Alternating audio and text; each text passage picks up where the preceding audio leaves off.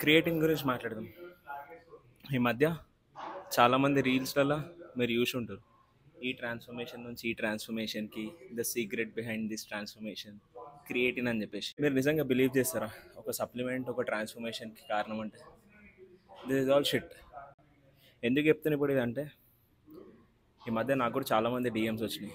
అంటే రీసెంట్గా నేను కట్ డౌన్ చేసిన తర్వాత ఏ క్రియేటిన్ వాడుతున్నావు బ్రో అని చెప్పేసి చాలా అయిపోయింది. ఇంతకుముందు ఏముంటుండే అంటే వే ప్రోటీన్ అంటుండే, ఇప్పుడు కొత్తగా క్రియేటిన్ అంటున్నారు.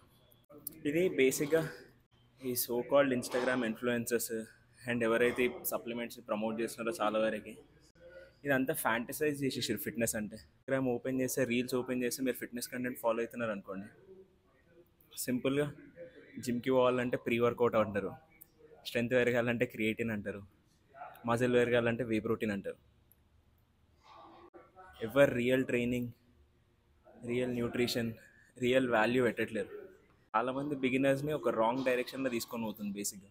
ఒక బిగినర్ ఇప్పుడు ఇన్స్టాగ్రామ్ ఓపెన్ చేసి కొన్ని ఫిట్నెస్ అకౌంట్స్ ఫాలో అయినాడు అనుకోండి, అల్టిమేట్లీ ఓపెన్ చేయగానే ఏముంటుంది, సప్లిమెంట్ ప్రమోషన్లే ఎక్కువైపోయినాయి. ఏదో సంబంధం లేని వీడియో పెడతారు, సంబంధం లేని సప్లిమెంట్ని ప్రమోట్ చేస్తారంత.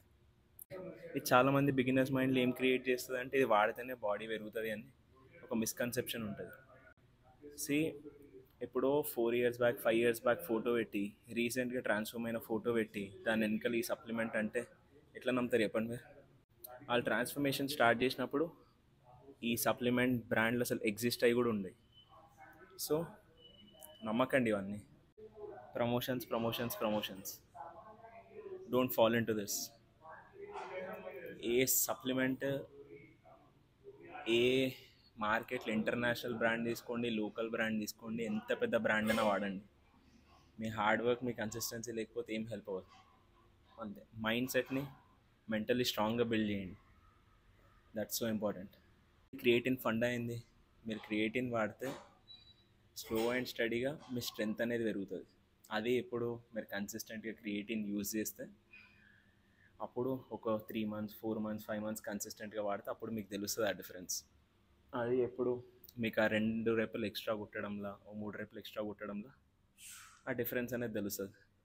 అంతే తప్ప డే 1 నుండి మీరు సప్లిమెంట్ వాడగానే పెద్ద మ్యాజిక్ రిజల్ట్స్ ఏముండే.